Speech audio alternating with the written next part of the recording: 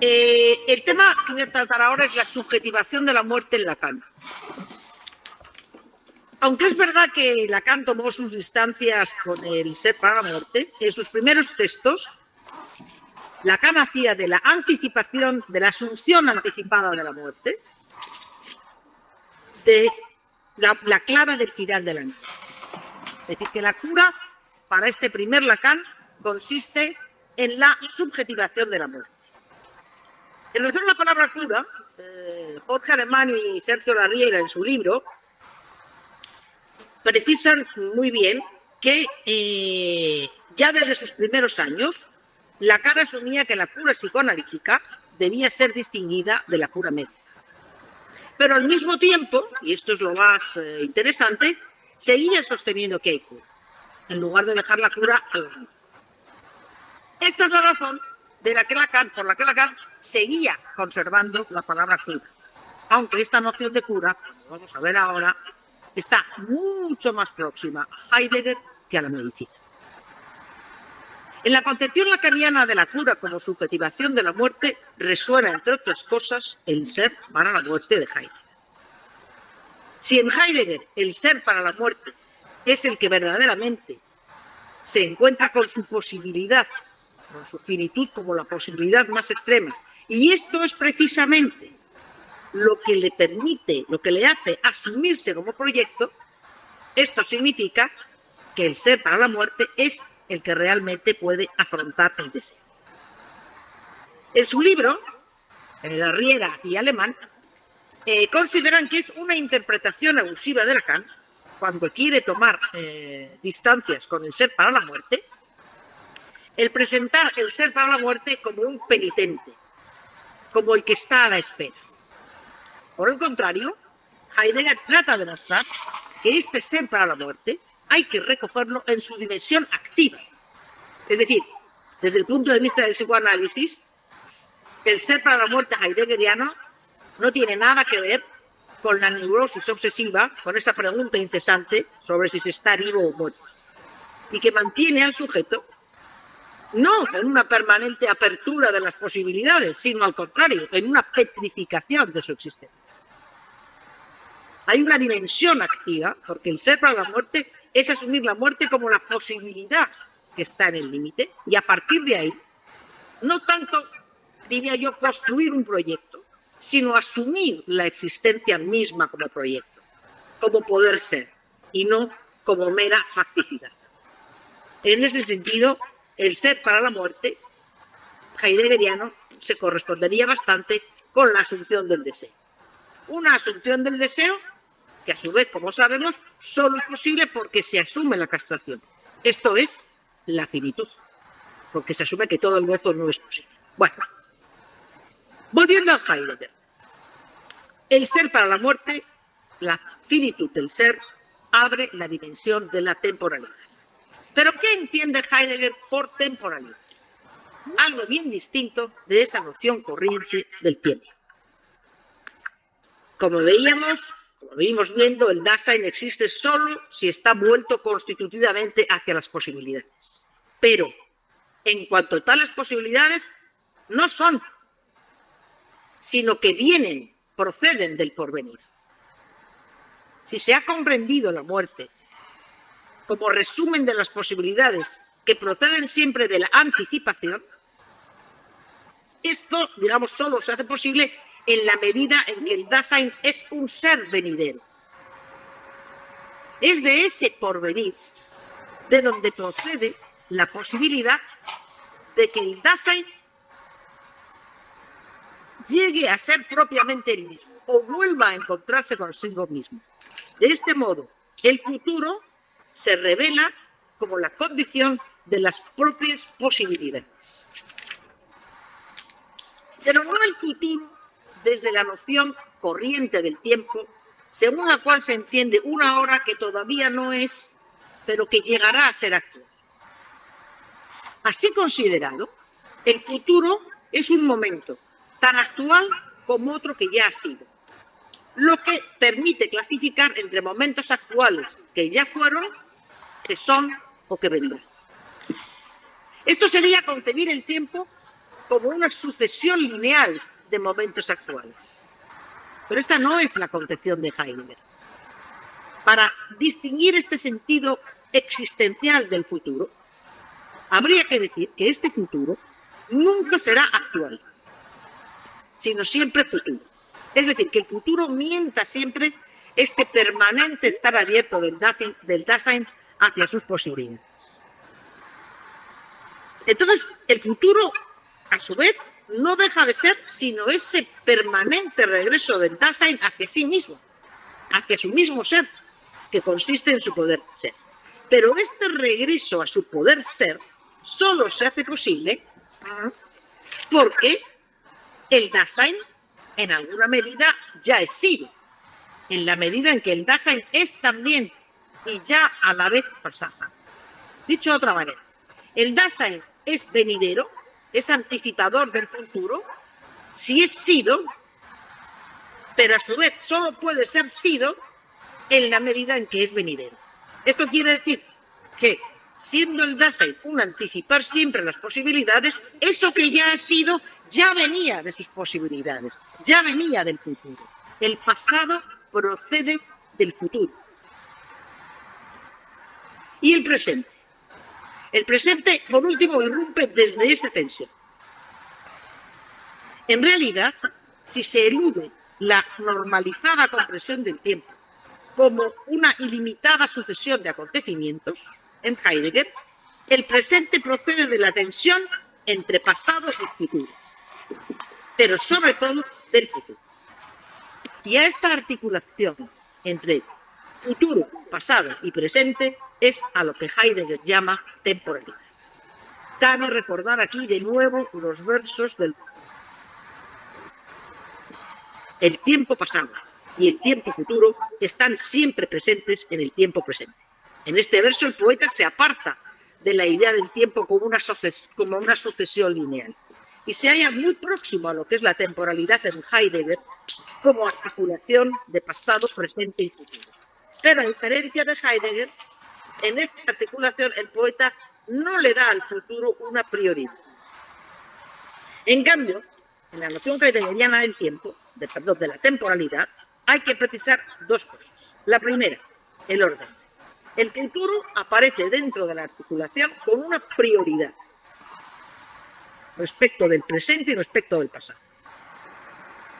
Y una prioridad porque además el futuro nunca desaparece.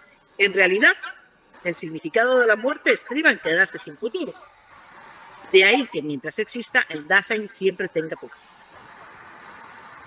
Y en segundo lugar, el pasado no tiene el significado trivial de algo que ya no está ahí. Su significado es literalmente lo que ha sido, pero de ninguna manera lo que ha desaparecido.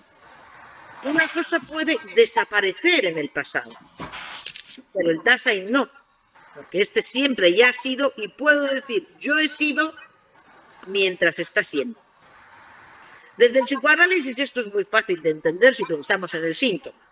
Justamente el síntoma es lo que ha sido, pero de ninguna manera lo que ha desaparecido, sino que es lo que ha sido mientras está siendo. En tercer lugar, en todo presente está implícito, según Heidegger, un futuro. Y es por eso que Heidegger dice que el presente, en tanto que el presente siempre tiene una anticipación de futuro, queda mejor expresado en el tiempo futuro anterior. Yo me habré casado, yo me habré divorciado. Son enunciados que se hacen en el presente, pero que evocan toda una gama de posibilidades que no están sugeridos en el tiempo gramatical del presente indicativo. Yo me caso, yo me divorcio, son enunciados mucho más planos que yo me habré casado o yo me habré divorciado, que van como anticipando estas posibilidades. Así pues, porque en todo presente está implicado un futuro, es por lo que Heidegger dice que el presente queda mejor expresado que en el futuro anterior. Bueno, en todo este asunto se pueden conservar los nombres de futuro, pasado y presente, pero siempre que se duda pensar, según la convención normal del tiempo, en la idea de algo que todavía no ha llegado, ya ha desaparecido o es actual.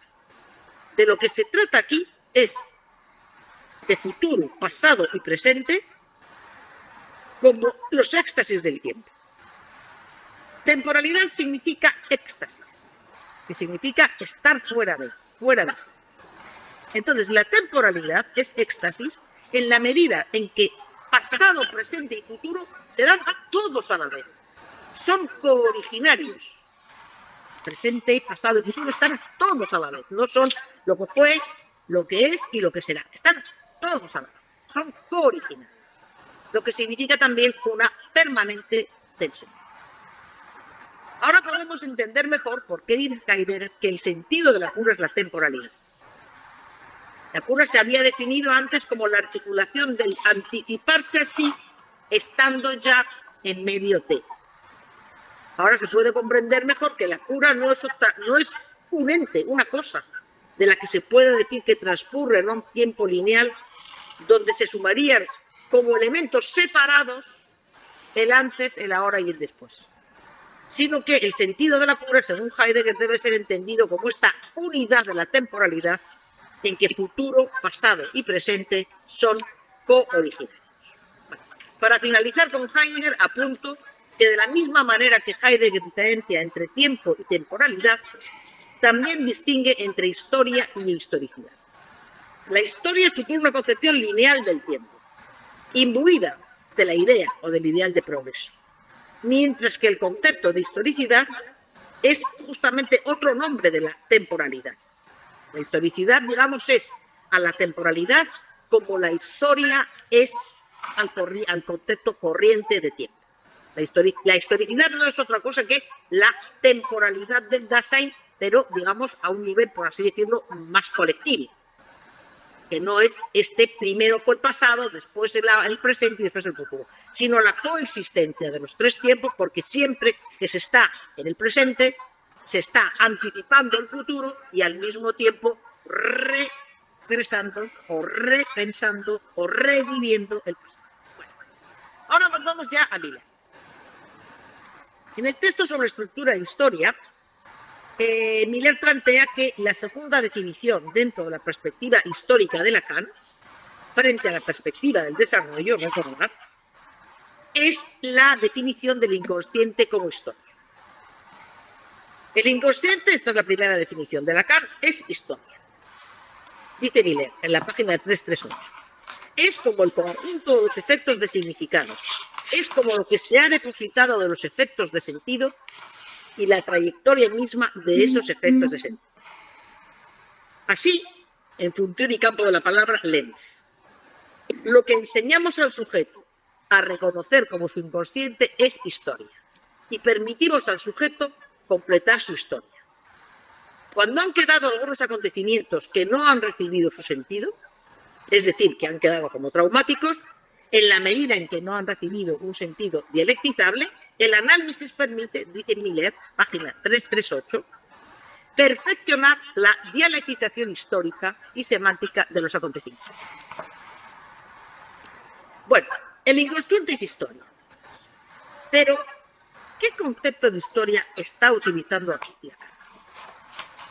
Me parece bastante evidente, aunque Miller no lo precisa, que a lo que se refiere Lacan por historia no es a la historia como sucesión lineal del tiempo, sino a la historia en el sentido heideggeriano de la historicidad y de la temporalidad.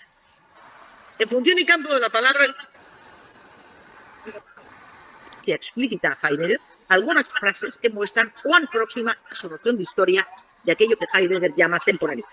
Así, en la página 288 de Función y campo de la palabra, Lacan escribe: lo que se realiza en mi historia no es el pretérito definido de lo que fue, puesto que ya no es, ni siquiera el perfecto de lo que he sido en lo que yo soy, sino el futuro anterior de lo que yo habré sido para lo que estoy llegando a ser. Esta es una cita que no recoge Miller en su texto, pero me parece esencial traerla aquí, porque se ve que aquí Lacan no está pensando la historia como una sucesión de pasado, presente y futuro, como elementos separados, sino que de lo que se trata en la experiencia analítica es de esa articulación, de esa coexistencia entre futuro, pasado y presente que se corresponde con la noción heideggeriana de temporalidad. Además, y esto es fundamental, en Lacan, al igual que en Heidegger, el futuro aparece también dentro de la articulación con una prioridad. No es lo que yo he sido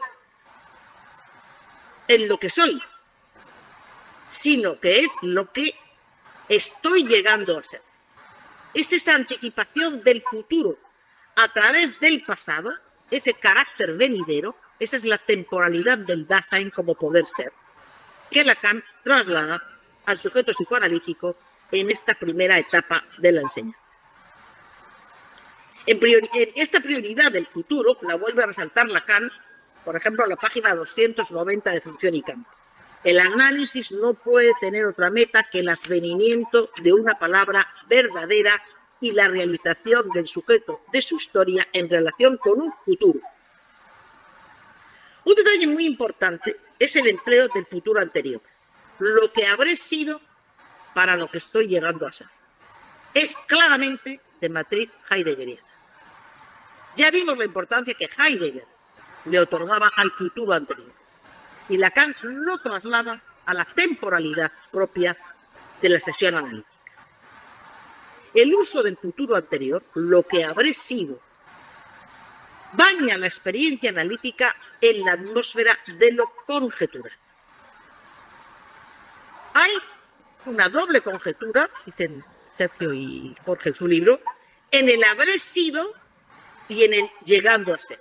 Y esto propicia una sensación de interrogación, de que hay algo que no está acabado ni de un lado ni de otro. Jorge y Sergio Larriera plantean que se podría deducir de este carácter conjetural del habré sido para lo que estoy llegando a ser el hecho de reconocer allí la cuestión de lo real imposible en el sentido lacaniano. Es verdad que hay algo imposible en la formulación de lo que habré sido. Es imposible saber, en esta conjetura sobre el pasado, qué es lo que en realidad fui.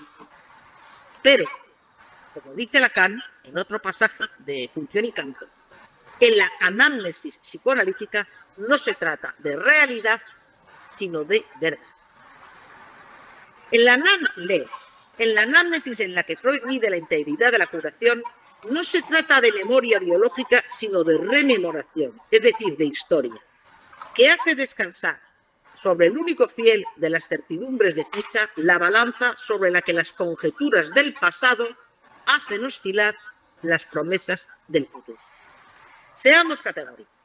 No se trata en la análisis psicoanalítica de realidad, sino de verdad, porque es el efecto de una palabra verdadera reordenar las contingencias pasadas, dándoles el sentido de las necesidades por venir.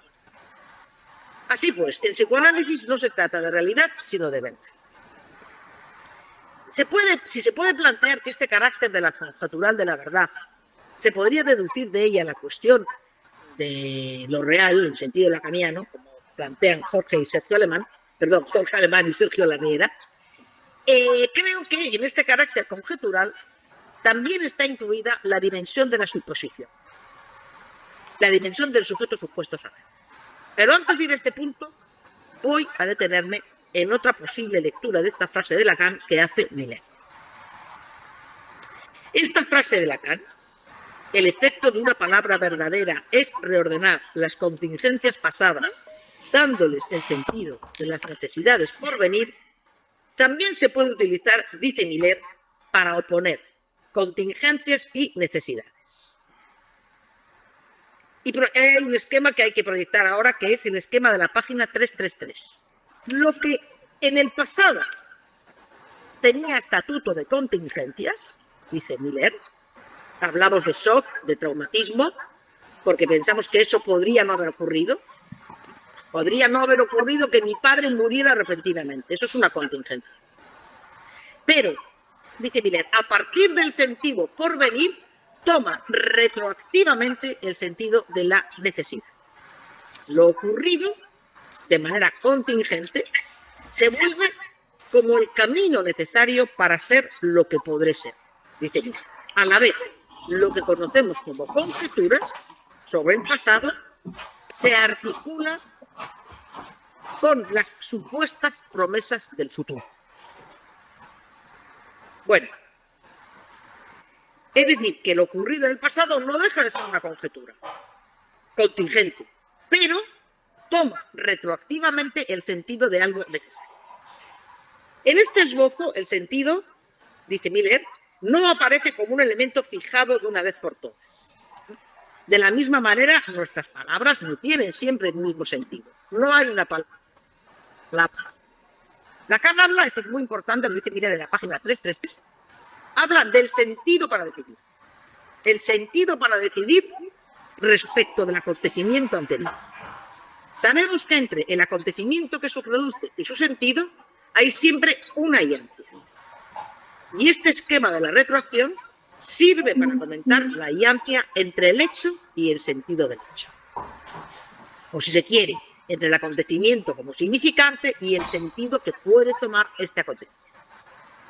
Bueno, en este punto, Miller hace una observación bien interesante que además, no sé, atenúa un poco la densidad y se detiene en la utilización que en el campo de la política se hace de esta hiancia entre el acontecimiento y el sentido. Se refiere, en la página 333, a una profesión muy boyante en los Estados Unidos, pero también en otras partes, que yo no sabía que se llamaban así, aunque sabía lo que hacían, pero no sabía este nombre, los esquíntocos. Es decir, una vez que se produce algo en el campo político que puede resultar para el gobierno, que puede resultar perjudicial para el gobierno, el presidente les encomienda dar al acontecimiento pasado el sentido que le conviene a su política.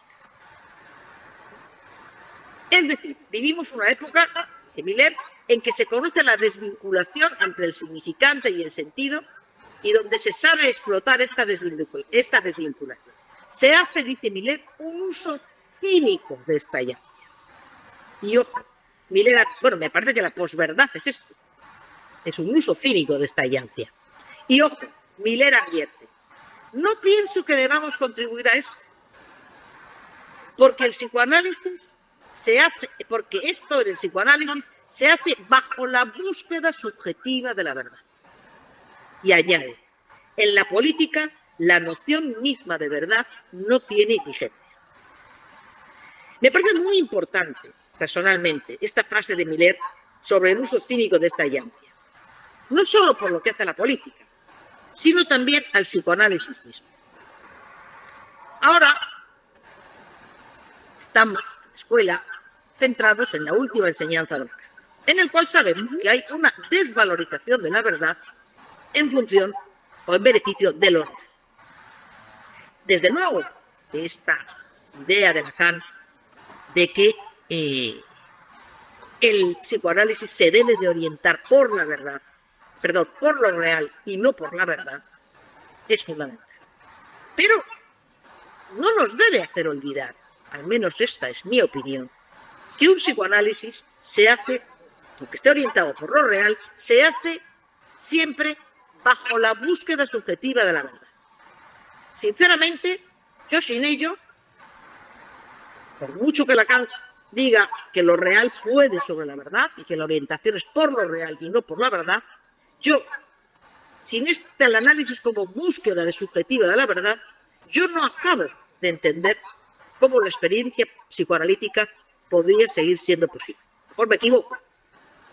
Precisamente, uno de los problemas que permiten dudar acerca, a mi modo de ver, de la supervivencia del psicoanálisis en el siglo XXI es esta desvalorización de la verdad en todos los ámbitos de la vida, no solo en el de la política.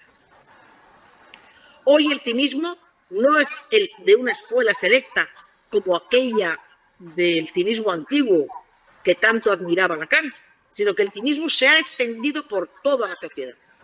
Ha permeado todos los ambientes, todos los discursos, no solo el de la política, sino en general todos los discursos, con unas consecuencias y unos efectos que seguramente son diferentes del cinismo antiguo y que en todo caso están por evaluar. En definitiva, nuestro tiempo ya no es el de la razón ilustrada, sino que me atrevería a decir más bien que es el tiempo de la razón cínica. Es difícil en estos tiempos de desvalorización cínica de la verdad, creo, emprender un análisis y sostenerlo el tiempo necesario para que produzca sus efectos. Por eso me parece importante recordar, como hace aquí Miller, que el análisis se hace bajo la búsqueda subjetiva de la verdad. Ello no significa que no sepamos que esta verdad no deja de tener el estatuto de una conjetura. Es cierto que el último Lacan se enfatiza la dimensión de lo real frente a la verdad. Lo real puede sobre la verdad. Lo real no tiene sentido, la verdad es un velo sobre lo real y en eso, digamos, la verdad es engañosa. Pero hay que decir, desde su primera enseñanza, Lacan ya nos advertía que la verdad de lo que un analizante dice y por supuesto de lo que dice sobre su pasado, en función de su futuro, no deja de ser una conjetura. Una conjetura no es exactamente una mentira. Y me parece que esta verdad conjetural del primer Lacan no se puede asimilar demasiado llanamente, demasiado rápidamente a la mentira. Incluso que las conjeturas de un análisis no se pueden asimilar demasiado rápidamente a la mentira como algo que entonces ya no merece la pena hacer esas conjeturas. En el diccionario aparecen estas dos definiciones sobre la conjetura. Conjetura es el juicio que se forma de algo por indicios u observaciones a partir de datos que están incompletos o hechos, situaciones o circunstancias que son supuestas. En matemáticas, conjetura es una afirmación que se supone cierta, pero que no ha sido probada ni refutada. Lo importante en ambas definiciones es el término suposición. La conjetura no es ni una verdad, en el sentido de una verdad demostrable, ni exactamente una mentira, sino una suposición. Entonces creo que se puede sostener que en el psicoanálisis, en la sesión analítica, la conjetura es uno de los nombres del inconsciente como sujeto supuesto saber. Esta es una tesis que yo sostengo y para desarrollarla voy a tomar apoyo en un texto de Miller, La erótica del tiempo, que es del año 2003, que es posterior a estas conferencias sobre estructura e historia, pero que a mi juicio este texto enriquece este otro de estructura e historia. Miller deja bien sentado, en La erótica del tiempo, que la imagen unidimensional del tiempo, identificada a una línea infinita y homogénea en cada uno de sus puntos, es una imagen especialmente inadecuada para darnos una idea de lo que es una sesión analítica. Una sesión analítica no es simplemente un lapso de tiempo individualizado por la duración, por la cantidad de tiempo, que podría ser grande o pequeña. Al contrario, dice Miller, la sesión analítica es un lapso de tiempo absolutamente especial en el que el sujeto es llevado a hacer la experiencia pura de la reversión temporal. La reversión temporal determina la significación de inconsciente. Bueno, reversión es un término análogo al de retroacción, es decir, es desde el después que se decide el sentido del antes. Entonces, lo que llamamos sesión analítica es un lapso de tiempo en el que se trata de establecer con la dimensión fuera de tiempo del inconsciente. Esa dimensión en la cual el pasado no existe, según la descripción de Freud, y en la que no encontramos ninguno de los tres modos del inconsciente. Bueno, es decir, no encontramos, según Freud, en el inconsciente el tiempo. No encontramos el pasado, el presente y el futuro. En términos de Freud, la dimensión de la categoría de tiempo no se puede aplicar al inconsciente. Esto hace del inconsciente un ser del que podríamos decir que es un ser eterno. Sin embargo, dice Miller, no se trata de un ser eterno. Primero, porque es particular a cada sujeto, y segundo, porque según el propio Freud, el inconsciente es susceptible de actualizarse en el tiempo por medio de las acciones que determinen el sujeto. Sin embargo, si nos atenemos a esta descripción del inconsciente, el inconsciente aparece como inalterable. Si acentuamos la dimensión fuera de tiempo del inconsciente, el inconsciente sería un ser inmutable, un ser que no podría ser modificado. Volvemos a la pregunta del principio. ¿Para qué serviría entonces la experiencia analítica? Se podría responder que para modificar la relación del sujeto con el inconsciente. Si el inconsciente en sí mismo no cambia, lo que puede cambiar es la relación del sujeto con el inconsciente. Bueno, esta es una posibilidad. Pero Miller, por su parte, propone otra vía. Otra vía que, a mi modo de ver, guarda relación con la temporalidad heideggeriana.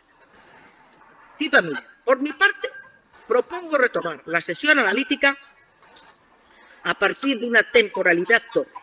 Un tiempo 1 y un tiempo 2. El tiempo 1 es el tiempo que va hacia el futuro. En este vector del tiempo, el sujeto hace la experiencia de la espera y del proyecto. Vemos que aquí Miller retoma expresamente el término heideggeriano de proyecto. Mientras que el tiempo 2, o sea, el tiempo 1 va hacia el futuro, mientras que el tiempo 2 va del futuro hacia el pasado. Y es en esta vertiente del tiempo, en esta vertiente que va del futuro hacia el pasado, donde se instituye el inconsciente fuera de tiempo de Freud. Ese inconsciente que Lacan tradujo con el término sujeto supuesto saber. El inconsciente fuera de tiempo de Freud es que Lacan traduce como el inconsciente, en tanto que el inconsciente es un saber, en tanto que sujeto supuesto saber. Para Lacan, sigue Miller, este término es una ilusión estructural. La ilusión de que el pasado, por contener todo lo que fue el presente, incluso la relación del presente con el futuro, ya estaba ahí, aún antes de la experiencia analítica. Traduce la ilusión del ya estaba escrito. Por eso, parece haber existido siempre en el pasado, aún antes de que ocurriese. Y prosigue bien. La experiencia analítica, como experiencia del inconsciente, es la experiencia pura de la reversión temporal. ¿Qué quiere decir Miller con lo de experiencia pura? Quiere decir que la reversión temporal es constante, es la propia experiencia ordinaria del tiempo. Y la experiencia ordinaria del tiempo, como el Dasein, es la de que, digamos, vive siempre, digamos, el pasado, el futuro y el presente, no como una sucesión, sino como esta retroacción desde el futuro hacia el pasado y del pasado hacia el futuro. Se vive así, anticipando el futuro y al mismo tiempo conjeturando sobre un pasado que ya es. Esto es la experiencia cotidiana del tiempo. Pero en la experiencia analítica lo que ocurre es que esta experiencia de la reversión temporal es vivida de una manera absolutamente inédita, particular, especial. ¿Por qué?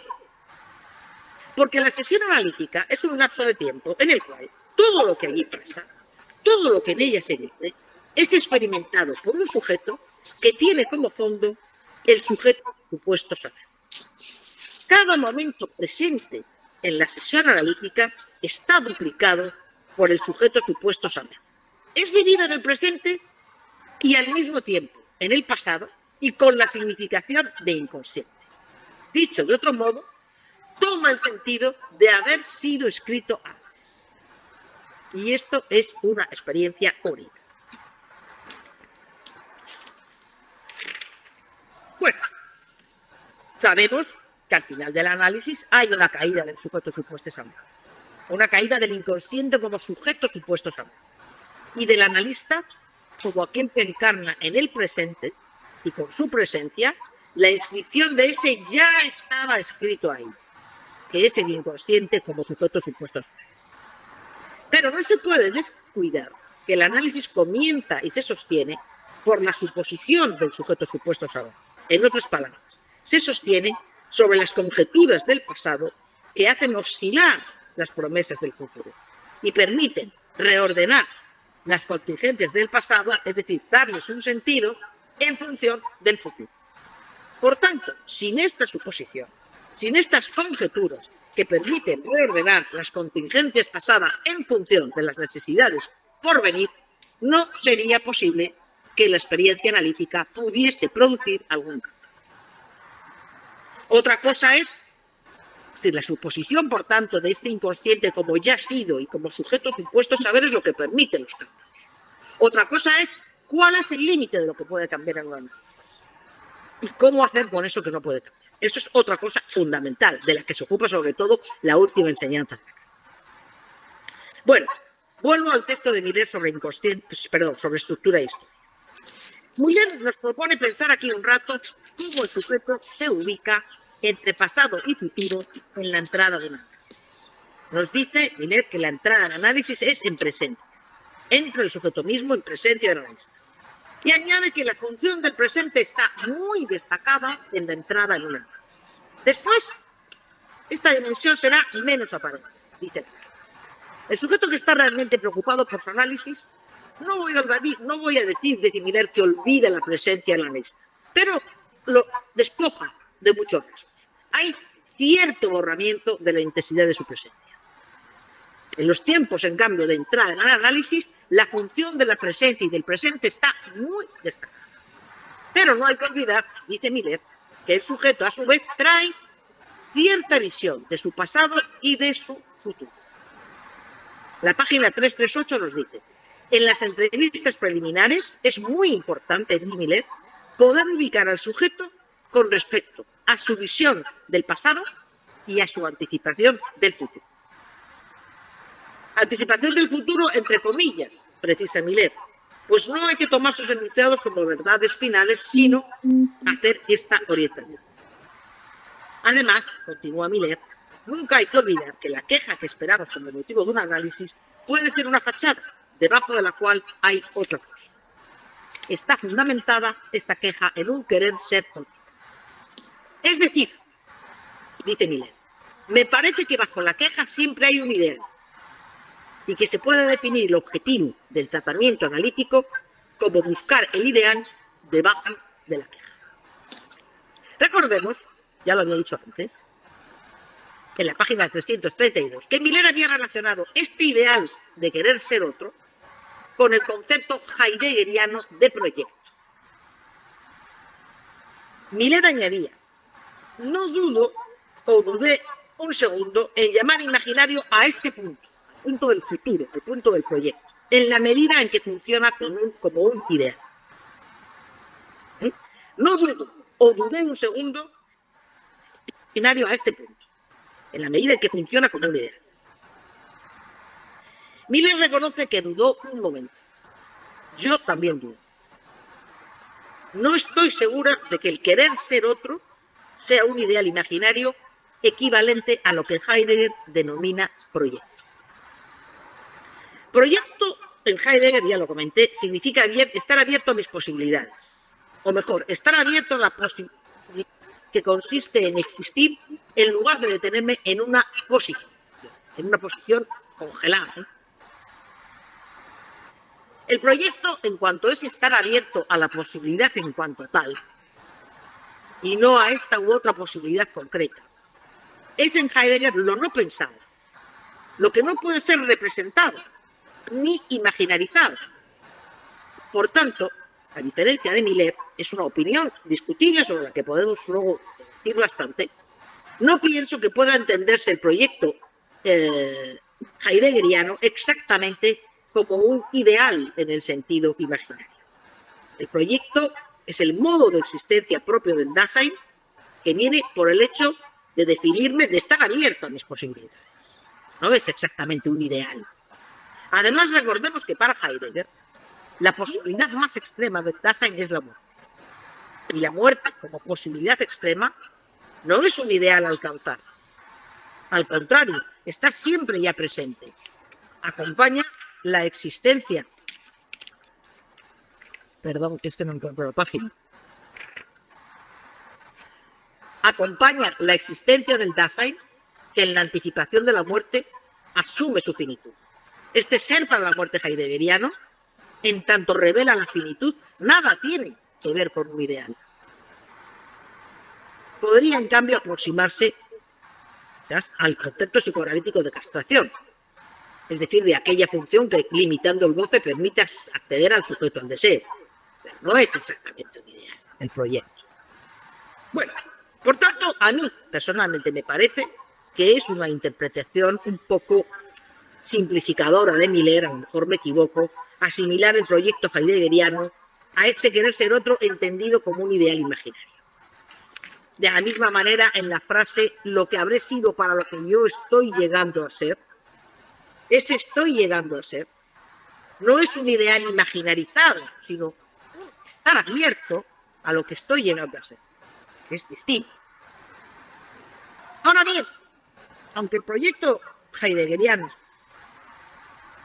yo creo que es distinto de un ideal imaginario, eso no significa que en el inconsciente, en el sujeto del inconsciente, no esté presente la función del ideal, de la cual me atrevo a decir, esto también se puede discutir después, que en cierto modo esta función del ideal que está presente en el inconsciente es lo opuesto al estar abierto a las posibilidades que define el proyecto heideggeriano. Porque ¿qué es para Lacan el ideal? Lacan define el ideal, nos dice Miller en la página 339, como un ideal tomado de uno. El ideal es siempre dependiente del otro. Después Lacan simplifica esto, llama al ideal el S1, significante. Y dice Miller, el matema del discurso analítico podemos descifrarlo en función de este ideal, de este significante. Bajo la queja del sujeto tachado, matema que muy bien puede traducirse como sujeto en queja hay el S1, hay el ideal. Y se trata, en el discurso analítico, de obtener del sujeto la revelación, la caída de estos significantes ambos, o ideales, que lo condicionan y que condicionan su queja. De eso se trata, ¿no? Si antes decía yo que la función del ideal, en cierto modo, para mí, es lo opuesto al proyecto heideggeriano, entendido como este estar abierto a las posibilidades, es precisamente porque en el ideal, tal y como define el Lacan, el sujeto no está abierto a sus posibilidades, a las suyas, sino al contrario, está encerrado, sometido al ideal de Dios. Por eso digo yo que no me parece lo mismo, pero bueno. Bueno, continúo con Miller. A partir de aquí, Miller va a abordar, y con esto ya va a ir concluyendo su conferencia, 3 estatutos del síntoma. El síntoma como imaginario, el síntoma como simbólico y el síntoma como real. Salto la primera parte del apartado forzamiento, que es muy interesante, pero que nos desvía un poco del hilo que quiero seguir, y paso a hablar del síntoma como imaginario. Miller dice que si tomamos, página 341, que si tomamos en serio la dependencia del síntoma respecto al ideal, estamos obligados a ser más exigentes al hablar, quizás con demasiada facilidad, dice Miller, del síntoma como real, tal como se encuentra en la última enseñanza de Lacan. Es una advertencia crítica, me parece, a cómo nos estamos tomando en la escuela la enseñanza del último Lacan. Hablamos con demasiada facilidad del síntoma como real y enfatizamos tanto lo real del síntoma que nos estamos olvidando de que hay otras dimensiones del síntoma. Quizás, prosigue Miller, página 341, el síntoma es primero imaginario, en la medida en que es una significación, en cuanto está constituido por la relación con un ideal de poder ser de otra manera. El síntoma se introduce siempre por un lado imaginario. Y me parece, plantea Miller, que eso es lo que Lacan destaca cuando dice que el síntoma es un fenómeno de creencia. Miller pone un ejemplo muy bueno. Dice que hay síntomas en los que este parece muy bien. Por ejemplo, la impotencia sexual en los hombres. También lo dicen las mujeres. Ahí me parece menos claro la función de la creencia ahí. La impotencia sexual en los hombres. A veces para un hombre la impotencia puede depender totalmente del hecho de que le crea a una mujer. Es decir, que se encuentra vinculado a una mujer que lo sugestiona, que le hace creer en su impotencia.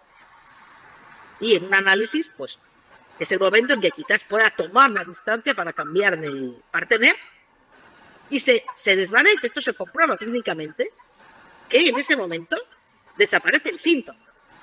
Y dice Miller, incluso sin resto. O a veces no cambia de partener, sigue con la misma pareja, pero la cree un poco menos. Cree un poco menos en la palabra del otro. Entonces, en la medida en que el síntoma tiene una dimensión imaginaria, añadiría yo, en la que de creencia en la palabra del otro, el síntoma es modificable y puede desaparecer incluso, como dice Miller, sin dejar resto. Bueno, esto es un esbozo, prosigue Miller, una dirección para trabajar el síntoma del ideal y el carácter imaginario del síntoma. Tanto más para destacar lo real del síntoma. Que lo real del síntoma, dice Miller, no va de suyo. Página 3, 4. Bueno, después, continúa Miller, podemos decir que hay un estatuto simbólico del síntoma, cuando el síntoma se constituye en el relato del síntoma. En el análisis, el síntoma no se describe de una vez para siempre, como en un manual de psiquiatría. Esto es muy importante.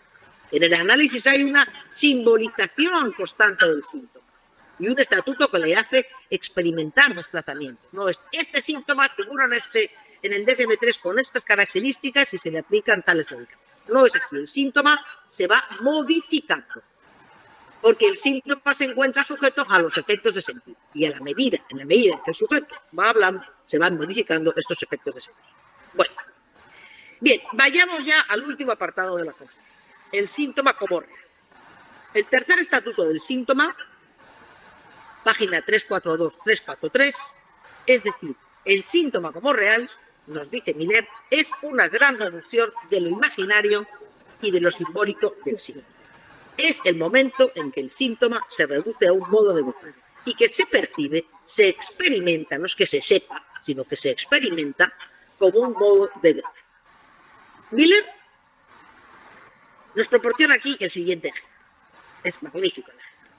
Un obsesivo se puede quejar de que siempre anticipa demasiado tarde, de tal manera que padece procrastinación, esperar antes de hacerlo, lo que le obliga a cierta precipitación para cumplir. Puede ser un padecimiento, porque piensa que está perdiendo el tiempo, pero en el transcurso del análisis, dice Miller, puede descubrir finalmente el beneficio que obtiene de este síntoma. ¿Qué beneficio es este? Dice Miller. Con este síntoma de la procrastinación y de precipitación, el sujeto goza del tiempo. Goza del tiempo en el sufrimiento, pero goza. Sustrae del tiempo un gozo. Es decir, que transforma el tiempo neutro, cuantitativo y objetivo del reloj en un tiempo paralelo. Me parece sumamente interesante esta cuestión que introduce Miller acerca de cómo el sujeto, más allá del tiempo objetivo y neutro del reloj, hace del tiempo o vive el tiempo como un tiempo erótico. Así lo expresa en el título del libro que cité antes, La erótica del tiempo. Miller plantea que hay en Lacan un esbozo de la clínica del tiempo y da algunos ejemplos interesantes aparte del obsesivo. Se puede tomar también la experiencia del tiempo en la melancolía y hacer el paralelo temporal entre la manía y la melancolía. Podemos decir que el melancólico está marcado por el predominio de un tiempo que retroactúa. Para él el tiempo va del futuro al pasado. Todo está vivido como si estuviera en el pasado, como si él mismo fuese en cierto modo pasado.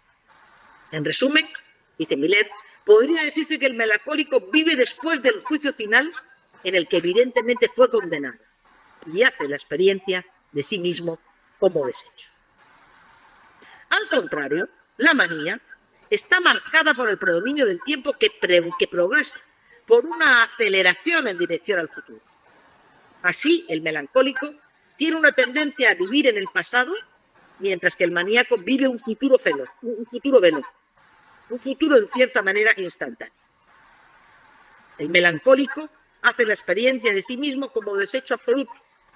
El maníaco, al contrario, se vive a sí mismo con una alma delirante. El melancólico es un desecho absoluto. El maníaco, la maravilla del universo, exhibida bastantes veces de modo obsceno. Bueno, en esta clínica del tiempo se podrían discutir quizás algunas cuestiones. Por ejemplo, se podría discutir si el maníaco, más que en la aceleración en dirección al futuro, no vive más en la insuflación del presente. Pero en todo caso, de lo que no me cabe duda es del uso clínico verdaderamente magistral, según mi opinión, que Miller logra hacer de una concepción del tiempo, que evidentemente no es la concepción lineal del tiempo sucesivo, sino que tiene bastantes resonancias con la concepción heideggeriana de la temporalidad, donde pasado, presente y futuro se articulan de maneras distintas, pero nunca según el modelo del tiempo sucesivo, cuantitativo y objetivo del tiempo del gozo. Es decir, que responden a una moralidad completamente diferente. Y lo interesante es cómo de esa temporalidad heideggeriana Miller ha sabido extraer que es una temporalidad erótica, una temporalidad en la que el sujeto goza del tiempo. Bueno, volviendo al apartado del síntoma gonorrea. En la conferencia que estamos comentando, después del ejemplo del obsesivo, como un modo de gozar del tiempo, Miller nos plantea a modo de conclusión que hay que generalizar esta introducción del síntoma en varias dimensiones de la vida humana, para ver cómo se sustrae y presentarlo como una sustracción y una producción de gozo, que sería cierta positivación del síntoma.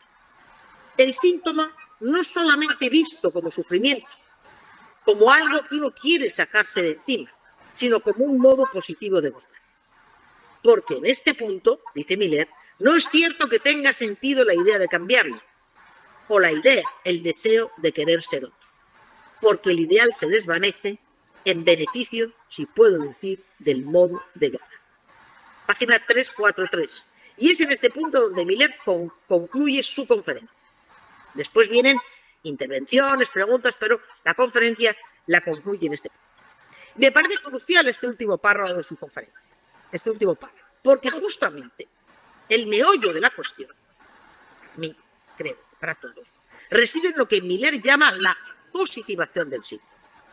Es decir, el síntoma no solamente visto como un sufrimiento, sino como un modo positivo de gozar.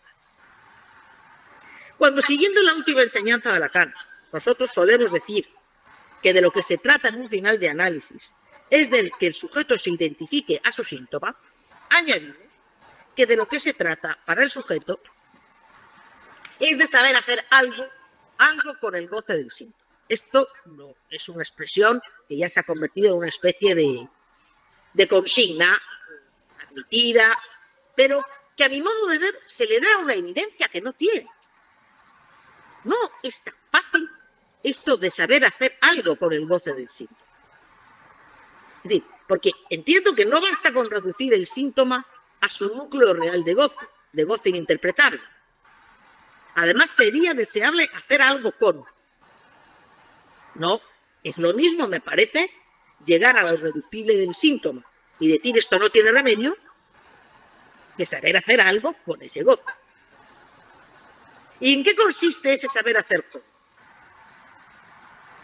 Bueno, yo entiendo que es un saber hacer con que consistiría en una cierta tensión, efectivamente, de tal modo que ese gozar del síntoma no sea puro sufrimiento, sino en cierto modo un goce, pero un goce un poquito más llevadero, un poquito más acorde con el placer. Entonces, entiendo que este saber hacer es todo lo que nos falta. Volviendo al ejemplo del obsesivo.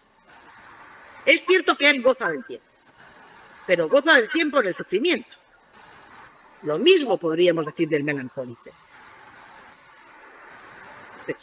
Con ese goce del obsesivo o del melancólico, para que no fuese solamente un sufrimiento, sino un modo positivo de gozar.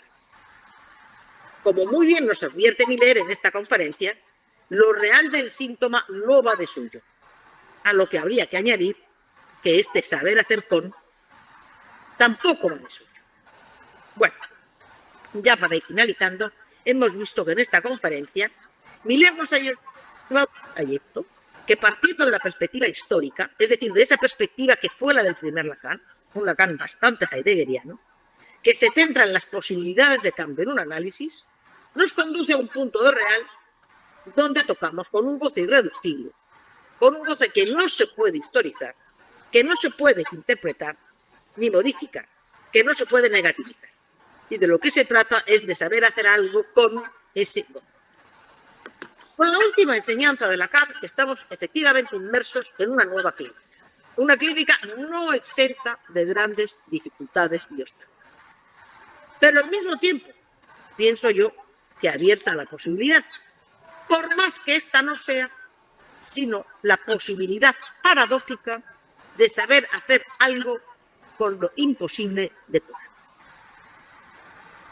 Porque toparse con lo imposible de curar no es quedarse enterrado en la repetición que le hace a uno experimentar siempre lo mismo, la misma decepción, el mismo sentimiento culpable de fracaso. Ningún sujeto se puede curar de lo real. Eso es verdad. Por ejemplo, ningún sujeto se puede curar de ese real de la imposibilidad de la relación sexual. Pero una vez que el sujeto se ha topado por ese real, una vez que la creencia en la verdad de la relación sexual ha caído, una vez que el sujeto ha experimentado la distinción entre lo real y el sentido, creer en la relación sexual es el colmo del sentido, el sujeto no se queda en su habitación esperando que llegue el príncipe azul o la princesa rosa o morada, lo que sería el colmo del sentido, sino que, caído ese ideal, se abre a lo nuevo y no espera ya la verificación de la relación sexual. Así, constatar lo real, constatar lo que es imposible de curar, no conduce a la repetición, sino que puede abrir a lo nuevo. Recordarán que Miller decía al principio de la conferencia que en psicoanálisis no hay nada de lo inmóvil o eternizado. Al contrario, la perspectiva estructural es una perspectiva de movimiento, pero limitada. Es decir, todo no es posible y es precisamente el hecho de que haya un imposible lo que según Lacan define lo real. Esto está en la página 325. Podríamos completar esta afirmación de Miller diciendo que constatar lo real de la no relación como algo que forma parte de la estructura no es solo el lenguaje. La estructura es también el agujero que hay en el lenguaje. Entonces, constatar lo real de la no relación como algo que forma parte de esa estructura, como esa casilla vacía que no puede rellenarse, no condena a la repetición, lo que permite el juego de las posibilidades y la apertura a nuevas posibilidades, si bien no ilimitadas, sino sin límite. Bueno, pues con esto yo, por mí, concluyo y espero que, si no les he dejado exhaustos, todavía quede viento para hacer algunas preguntas. Tenemos algunas cuantas preguntas y además Sergio Larriera ¿sí? Ha estado escuchando la conferencia. Me comenta que ahí está, falta que le pongan el audio. Sí. Cuando pueda Silvia, que le conecte el audio para que lo podamos escuchar por lo menos. A ver, ahí se escucha. Ahí se escucha, ahí está. Ahora lo vas a ver, porque al final está desalineado, pero no es igual. Siempre está alineado con la orientación lacaniana, así que... ¿Me escuchas, Sergio? Sí. Vale. ¿Estás esperando? ¿Qué tal? Ah, bueno, ¿qué tal? Buenas tardes a todos. Buenas tardes, Dolores. Buenas tardes, Sergio. Bueno, no te pude escuchar, cosa que me dio muchísima pena, la verdad. Pero bueno. No. Te podría decir, no perdiste nada. Y lo entendiste todo a partir de lo que he escuchado hoy de vos. He escuchado una lección magistral sobre esta problemática. He escuchado a una persona que habló desde lo más profundo de su ser y de la conmoción que le producen y el modo en que se tejen en ella estas cuestiones que conectan. No hubo la menor frivolidad ni la menor repetición de lugares comunes, ¿no? Sino que un verdadero fervor en la transmisión, ¿no? Que me ha conmovido profundamente. Te agradezco muchísimo el respeto y el trabajo que te has tomado con nuestros textos, con los de Jorge y míos, textos que hace 30, 40 años nos desvelaron y nos volvieron locos, ¿no? Y con qué respeto los has tomado y cómo los has puesto en juego hoy en este nivel, en este alto nivel que he percibido en tu palabra, ¿no? Te diría que inclusive desde ese punto de vista he recibido del otro mi propio mensaje invertido, lo cual quiere decir para mí no que me invirtió lo que yo decía, ¿no? Podría ser la vulgar interpretación que hagamos de lo que dijo Lacan, ¿no? Sino que recibir el propio mensaje invertido quiere decir que yo tengo un efecto de verdad en lo que está diciendo el otro respecto de lo que yo dije, ¿no? Lo que el otro me dice en ese rebote, ¿no? Respecto a lo que yo dije, que me compromete a seguir pensando en esa dirección. No puedo escapar a esto, ¿no? Por eso te decía que mi intervención del otro día fue como una breve introducción a algunas cuestiones y temas que me conmueven o me persiguen o me inquietan, ¿no? Pero en la exposición de hoy tuya encontré un ordenamiento y un aspecto que son verdaderamente recomendables para todos, que se las tomen muy en serio y que luego trabajen. Yo lo haré con lo que supongo que será un texto escrito esto, porque esto se lo merece, no puede quedar en mero acontecimiento verbal y no es una clase más. Hoy pasó algo aquí. Por lo menos a la Herrera le pasó algo. ¿Eh? Así que te lo agradezco muchísimo, Dolores, y te diría, inclusive, por ejemplo, me has puesto a pensar en la cuestión de proyecto, con la cual coincido totalmente contigo, ¿no? Pero ni me atreví a decirlo. Y con qué delicadeza, con qué finura, has ido comparando una y otra cuestión, introduciendo tus dudas, tus bien fundadas razones también, ¿no? Como para redefinir esa cuestión de proyecto y para darle un alcance que es el que verdaderamente tiene en la utilización de Lacan, y que llevaste en tu interpretación a un punto culminante, para que realmente la pensemos ahí, ¿no? El proyecto lo debemos pensar los psicoanalistas en los términos en los que nos ha planteado en su decir Dolores Castrillo hoy. De ahí en más, de ahí en más. Bueno, así que te agradezco mucho, no quiero extenderme, y felicitaciones a todos por este curso, ¿no? Que está tomando un nivel y va volando cada vez más alto esto. Rostein, por supuesto, agradecimiento a tu capacidad de convocatoria y de comprometer a los compañeros y de tejerlos. Inclusive no sé por qué me adivinaste a mí, porque yo llegué tarde a este curso, de otras circunstancias, de otro momento. ¿Cómo sabías que yo estaba acá? Magia. Nah, estuve hablando con Silvia y se escuchó el comienzo. Antes de que pausarais el micro, se te escuchó brevemente la voz, inconfundible. Bueno, así que está dicho ya, ¿no? Vale. Pero, o sea, adelante. Es que me has producido auténtica conmoción, mi agradecimiento. La verdad que no tengo palabras para expresártelo, porque como tú bien sabes, para mí eres una autoridad en el psicoanálisis y por supuesto, en la relación del psicoanálisis de Lacan con Heidegger, tú y Jorge sois la referencia. Entonces, este comentario, bueno, me ha dejado sin palabras. No puedo más que... Vamos, me voy a quedar todo el día que me queda relamiéndome con este comentario tuyo. Yo me quedaré repensando esto que dijiste y estoy deseando leerlo. A ver si reoriento.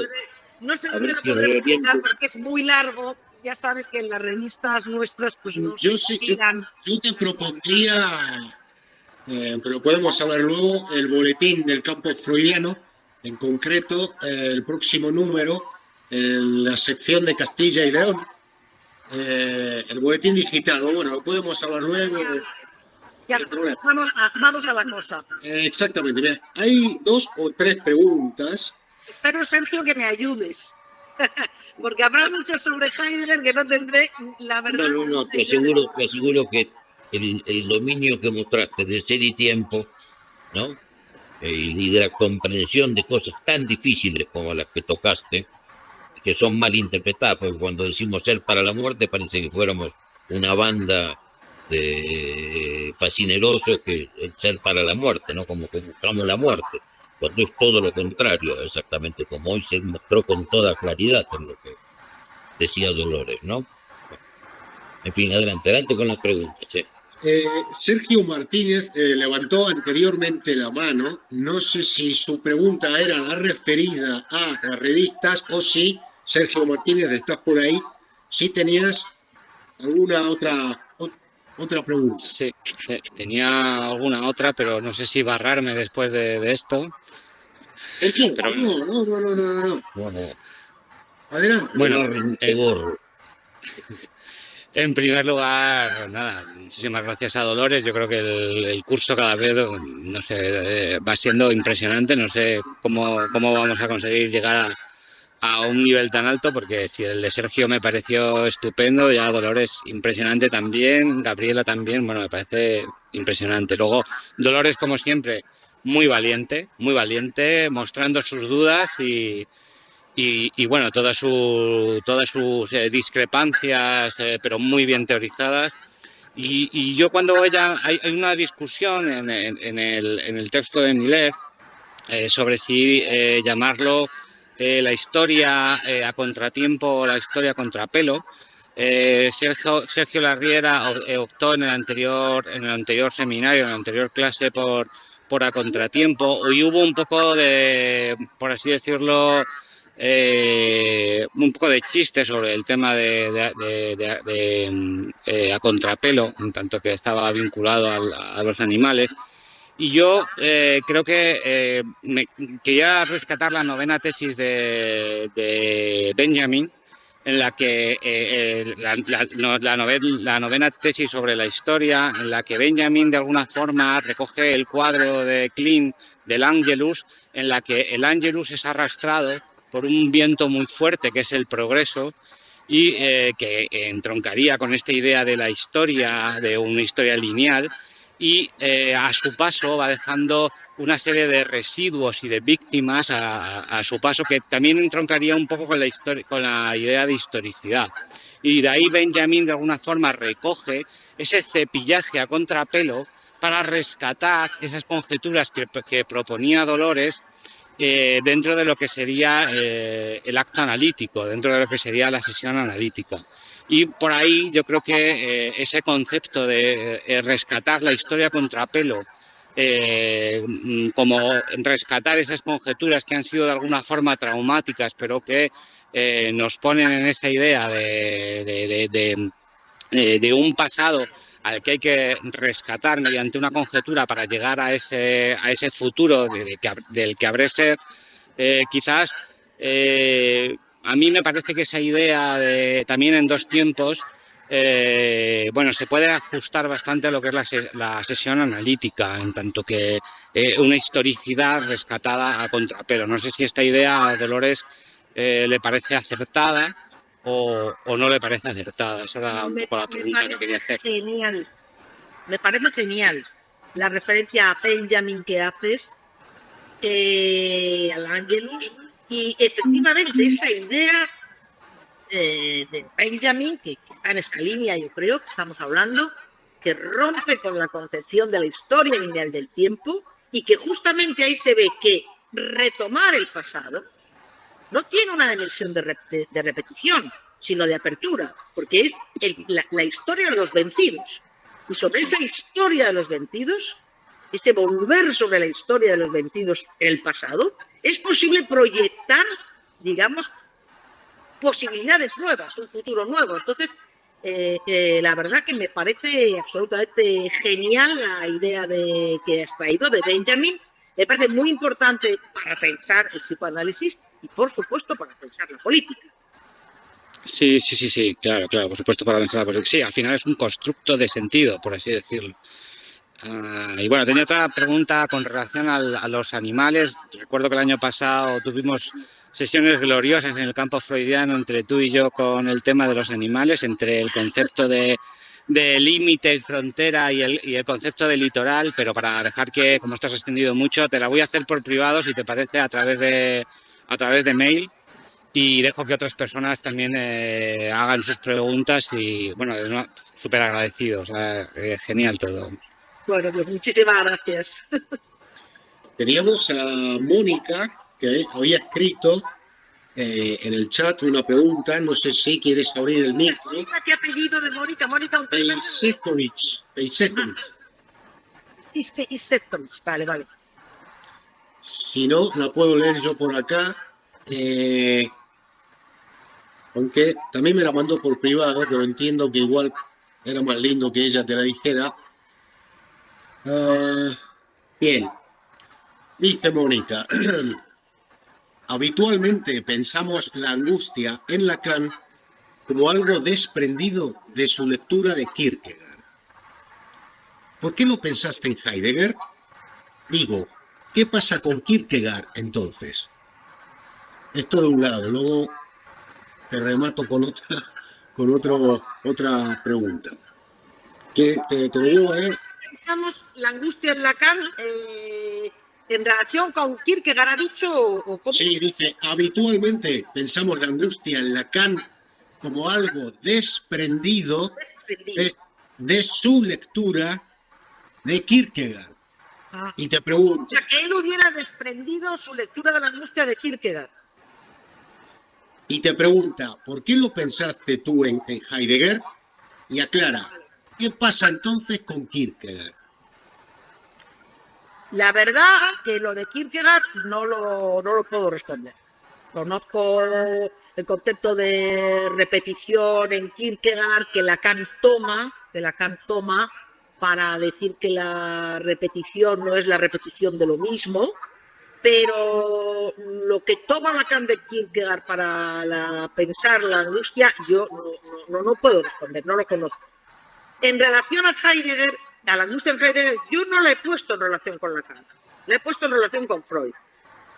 Es decir, he tomado esta idea de Heidegger, de la angustia, como salirse de su casa, el Dasein, estar fuera de su casa y, digamos, enfrentarse a la Unheimlichkeit, a la inhospitalidad, como algo que me parece, yo la verdad, eso a lo mejor Sergio me lo puede decir, yo no lo sé. Yo no sé si Heidegger se inspiró o no en Freud, no lo sé. Pero desde luego, parece que lo que Freud habla de lo angustioso siniestro como un Heimlich es efectivamente un salirse. Lo que es casero, familiar, se vuelve extraño. Y esa es la experiencia de lo Heimlich, que me parece que en Heidegger de otra forma está presente. Ignoro, la verdad, si Heidegger lo tomó de eso, no lo sé. Probablemente, Sergio, ¿tú tienes alguna idea, Sergio, de eso? No, yo creo como tú que lo siniestro, aunque queda bien en la consideración, por ejemplo, de los autómatas y todas las cuestiones de los cuentos de Kaufman, etcétera, ¿no? Ahí pega lo siniestro, lo unheimlich, como siniestro, pero que es demasiado fuerte el término, porque apunta a otra cosa, más que a lo siniestro, es a la extrañeza de dejarlo familiar, ¿no? Claro. De quedar a la intemperie, Claro. ¿no? De dejar la casa, como decías, ¿no? En ese sentido, y en ese sentido no sé, no conozco las razones de por qué apelar a Kierkegaard en ese caso y no manejarnos con estos alcances del término de angustia, que es el afecto fundamental en Heidegger, ¿no? Para el pensar, ¿no? También luego el aburrimiento. La angustia pasa al aburrimiento, como también otro estado del ser en el que puede aflorar una verdad en las consideraciones, ¿no? de todas estas cuestiones. Pero respecto de lo de Kierkegaard, tampoco podría responder. No sé qué razón podría haber para que se pudiera sentir que se está omitiendo la relación a Kierkegaard en detrimento de su discurso en función de privilegiar el de Heidegger, ¿no? Yo creo que en Lacan esa presencia heideggeriana es tal cual, y las citas de función y campo de la palabra que trajo Dolores son demoledoras, son indudables. A mí me suena que Diana Rabinovich, digo de memoria, en alguna de sus conferencias comentó esta cuestión, pero lo digo de memoria. Kierkegaard, Heidegger, angustia. Con Kierkegaard, estoy hablando de memoria, insisto, lo relacionaba al punto de decir no se puede creer, ¿no? Sugiriendo de alguna manera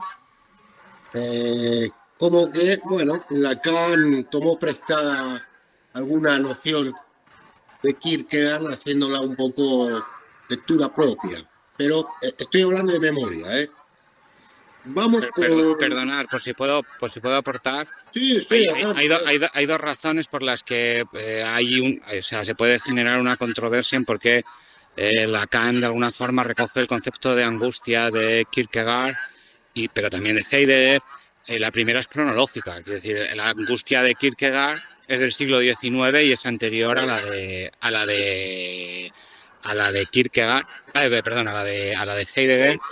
Y además el concepto que tiene la angustia de Kierkegaard relacionada con la culpabilidad de alguna forma es antecedente tanto de Kierkegaard como de Lacan. Pero es que además el propio Miller en su libro sobre la angustia es el que hace esa relación en el que de alguna forma en los dos tiempos de Lacan, desde el seminario 10 sería el momento en el que de alguna forma Lacan abandona de alguna forma su visión hegeliana y pasaría a una visión de la angustia más kierkegaardiana. O sea, que es el propio Miller el que nos pone en el foco de que la angustia de Lacan la recoge de Kierkegaard y no pone el foco en Heidegger. Aunque yo creo que digamos que la angustia de Heidegger también es una angustia kierkegaardiana, pero es una opinión mía muy, muy propia.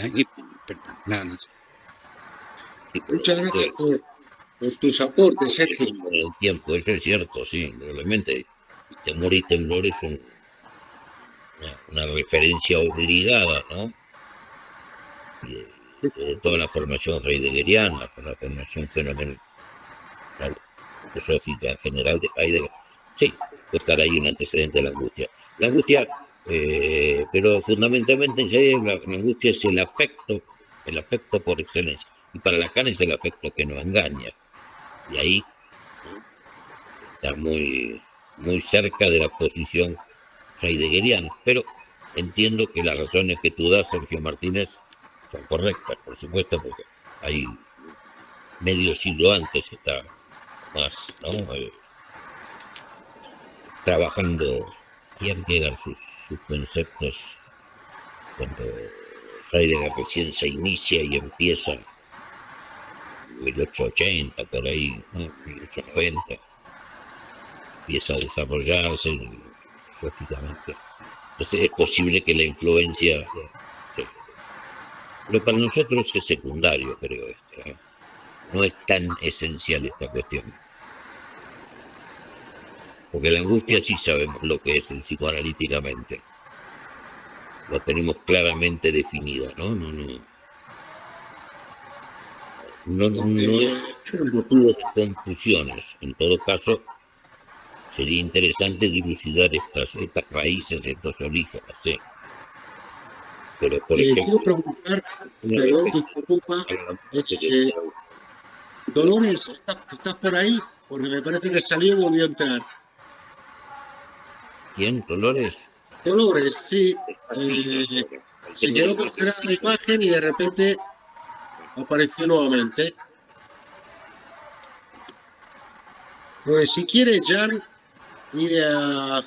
están, antes de Jan, Ruth Rayana.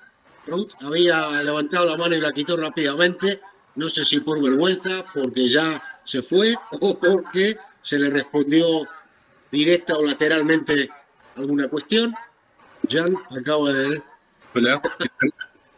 Hola. Vamos a ver. Voy a hacer una llamadita. Se puede quedar Sergio y, por ejemplo, Alejandra. Si activa el micro, que está por ahí. ¿Sí?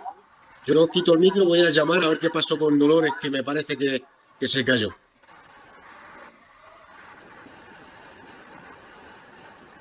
Y no está conectada. Por favor, debe ser. Se le fue la conexión. Si fue la conexión de...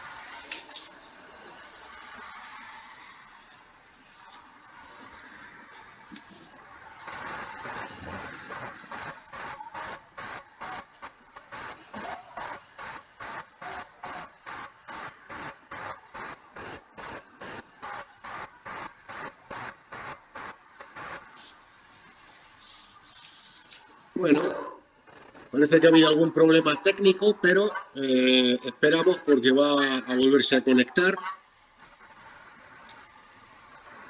Mariela ha hecho aquí una pregunta. Vamos a esperar a que venga. Ruth dice que no tiene audio, no tenía pregunta. Bueno, yo aprovecho el momento para comentar que la siguiente reunión será dentro de 3 domingos, en concreto el 16 de abril. Repito, la próxima reunión será el 16 de abril y veremos las páginas 433 a 459. Es el capítulo 5, se llama Estructura Clínica y Política. Capítulo 5, Estructura Clínica y Política. Estará Jesús Zambel, a cargo de Jesús Zambel, muchos ya lo conocéis de todos estos años. Así que bueno, mientras esperamos a que venga Dolores nuevamente. Pero esto está funcionando. Vamos a ver. Yo me voy a animar a la ignorancia.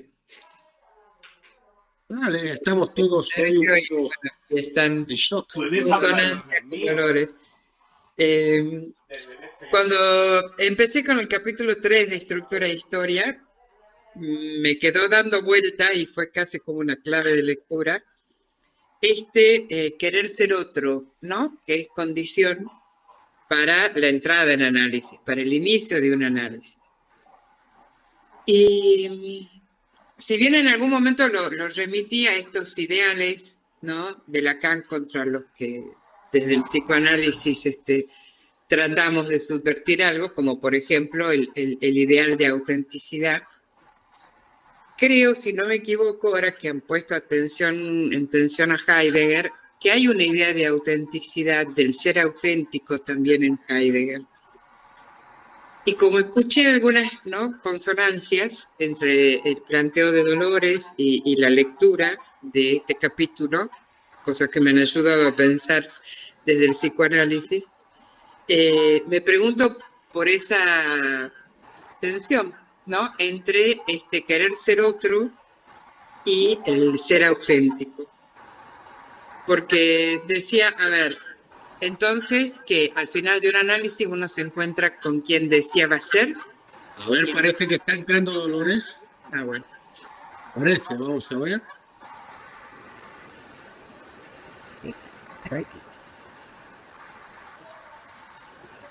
Yo no sé, Alejandra, si ibas por el tema de la alienación, con la neurosis o... No. Estaba pensando en el destino como un deseo que se cumple, ¿no? Y entonces, ¿con quién? O sea, en querer ser otro. ¿Con quién? Con el que deseaba ser, con el que es y se desconoce, poniéndolo en relación a lo auténtico, digamos, la autenticidad. A ver si Dolores, invitado, calculo que será Dolores desde otro dispositivo, puede conectar el audio, al menos el audio, para que podamos proseguir y ella te va a responder, por supuestísimo. Si no, está muy atento aquí Sergio. Sergio, si podés bajar un poquito la cámara. Bajar la cámara, ¿qué quiere decir? Quiere decir que el ángulo de... Ahí te vemos. Perfecto, perfecto. Ahí está, perfecto. Dolores, ¿te escuchamos? Pero ¿me oís? Es que no sé. Sí, te oímos, te oímos. ¿Y verme también o no? No te vemos, pero te oímos. Pero si estás ahí. Pues qué raro, yo me veo. Bueno. Ah, sí, para, ahora sí. Ah, vale. Mira, no me he enterado de la intervención de Alejandra, porque no es ahí está. Nada.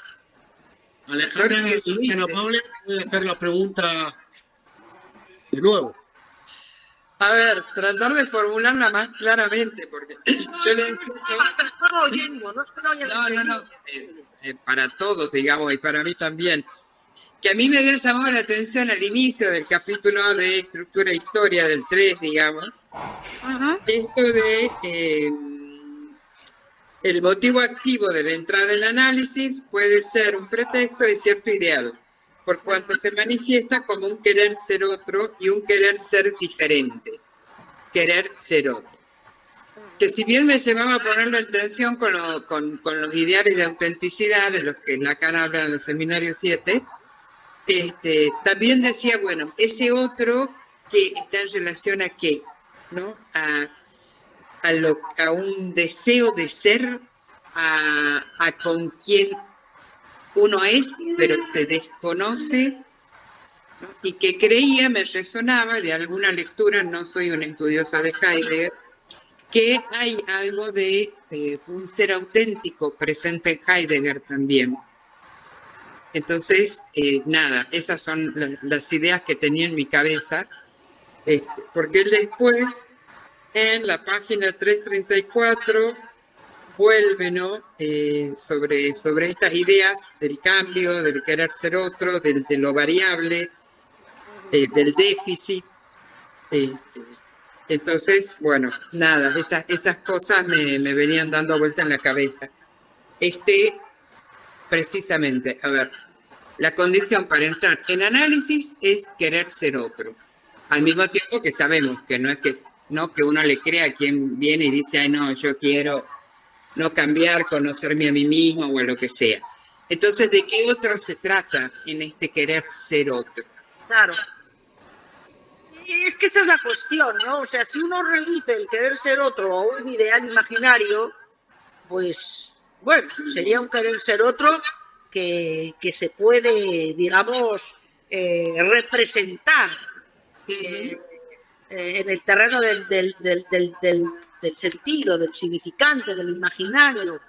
Esa es una forma en la que Miller dice que hay ese ideal en el análisis. Yo no lo discuto, pero sí creo que cuando uno va a un análisis, va en disposición. Lo que pasa es que al mismo tiempo empiezan con pocas cosas, pero es verdad que uno va a un análisis no necesariamente con el ideal de querer ser otro, pero que el hecho de emprender la experiencia subjetiva de un análisis, sin que esto sea un ideal, supone que uno más allá de la situación en la que está y en la que se encuentra encerrado y padece, una medida de su ser, hay apertura a las posibilidades. Yo esto no lo considero exactamente un ideal imaginario. Como decía antes, lo que habré sido para lo que estoy llegando a ser, que es, digamos, la posición militante, yo no me parece, creo que lo pude articular un poco, exactamente un ideal imaginario. Es más, el ideal, ya lo dije en su momento, en la medida en que el ideal viene del otro, depende del otro, hasta cierto punto me parece lo contrario de esta idea del Dasein como apertura a las posibilidades, a las mías, no a las del otro. Entonces, están las dos cosas. Por supuesto que uno en el análisis viene con la carga de los ideales del otro y que en un análisis se trata de deshacerse de esa carga. Pero esto me parece que es distinto, esta función del ideal es distinto de lo que estoy llegando a ser. Me parece que es distinto. Creo que incluso, como dije, lo contrario. Porque te diría radicalmente diferente. Justamente todo tu desarrollo sobre el proyecto, que para mí, en términos tan acertados hoy, ¿no? Tan minucioso y tan matizado, ¿no? Ese desarrollo del proyecto es justamente lo contrario, es romper el ideal, ¿no? Claro, sí. No es el proyecto de ser capitán del ejército o ser director de cine, eso no es un proyecto, ¿no? En este sentido filosófico. Es que por eso hablaba de esto que se sabe sin saber, o sea, del lado del sujeto, esta como anticipación de nuevas posibilidades, de aperturas a nuevas posibilidades, como una presencia ya de lo inconsciente ahí, en el sujeto, no del lado del practicante o el analista. Así lo ponía. Sí. Tenemos un par de manos levantadas. Jan, ¿estás por ahí? Lleva un ratito con la mano levantada. Bueno, Matilde Molina. ¿Cómo es activo? Hola, ¿qué tal? Buenas tardes. Ahí está Jan. Adelante. Sí, qué pena. No había podido responder antes, que se me dificultaba, pero ya estoy aquí. Yo tengo una cuestión que directamente no está relacionada con el psicoanálisis y con el tema que se trató hoy, pero muy bien podemos encontrarle una asociación, ¿no?, a estos dos temas. Y es que, verán, ¿no?, hace unos días, semanas, unos compañeros plantearon la posibilidad de utilizar el chat GPT que hace parte de este proyecto de inteligencias artificiales, no sé si han escuchado, en el que ustedes pueden realizar variedad de preguntas, ¿no?, y darle ciertas instrucciones para que les dé información. Y resulta que un compañero de mi universidad utilizó el chat GPT para que se replicara el proceso que se llevaría a cabo en una terapia de tercera generación. Y ahora a mí me llama la atención cómo se podría replantear esto, sino más bien desde una perspectiva analítica, ¿no? O sea, cómo se podría realizar, no sé, inclusive hasta un apoyo a un proceso terapéutico desde esta herramienta, cómo funcionaría ese otro ahí y cómo se podría encontrar una transformación para el ser, cómo se hace otro en el lenguaje cuando se está utilizando este tipo de herramientas tecnológicas. Discúlpame, desconozco cómo es esta herramienta tecnológica y por tanto no te puedo responder, porque es que la verdad no me he llegado a enterar de en qué consiste este dispositivo tecnológico que es. No me he llegado a enterar. No sé si alguien tiene idea de lo que es y puede responder a la pregunta. Yo no, porque no conozco ese dispositivo tecnológico del que hablas. No tengo ni idea. ¿Cómo se llama? ¿CPT? Se llama ChatGPT. Si gusta, le envío el link aquí para que usted pueda entrar, verá. Pues ya ahora mismo no me puedo salir de aquí porque es posible que no pueda volver a entrar si miro eso. Pero bueno, si alguien lo conoce y puede responder a la pregunta, la verdad que es una pregunta interesante, pero no soy incapaz de responderla. Yo lo que entendí de la pregunta de Jean, ¿no? Es que él está preguntando si desde el psicoanálisis se puede aportar algo a esta cuestión de las inteligencias artificiales, ¿no? O sí, que es mucho más que un programa actual donde se pueden programar preguntas y respuestas, partidas de ajedrez, etcétera, etcétera, pero no llega al nivel de lo que es una inteligencia artificial, que es una inteligencia robótica que ya empieza a pensar por sí misma, más allá de la programación, y empieza a contestar y a programar respuestas por sí misma, independientemente de la mano humana, ¿no? Sí, por supuesto, hay ciertas determinaciones básicas, pero después ya trabaja sola. ¿A eso te referías, Jean?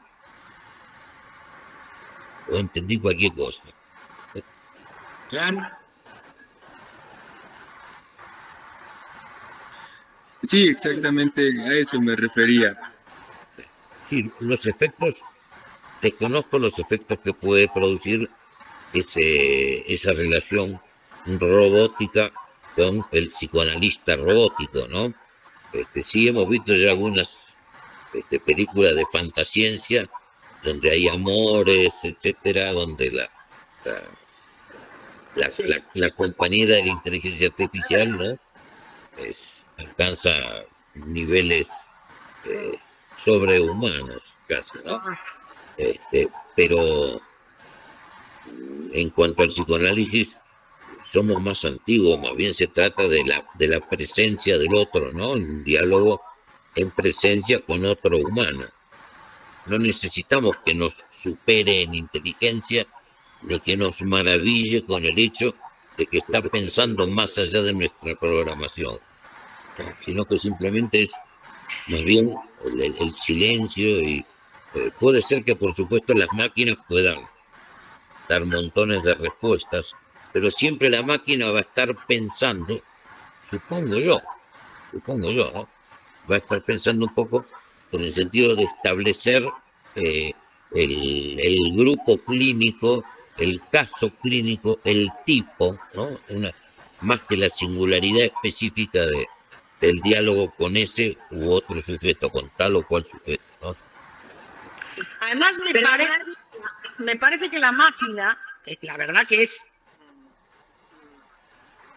Sí, a mí me produce cierto efecto entre el temor, el temblor, la fascinación, la angustia, o sea, una mezcla de cosas difícil de poner, en fin, de poder clarificar.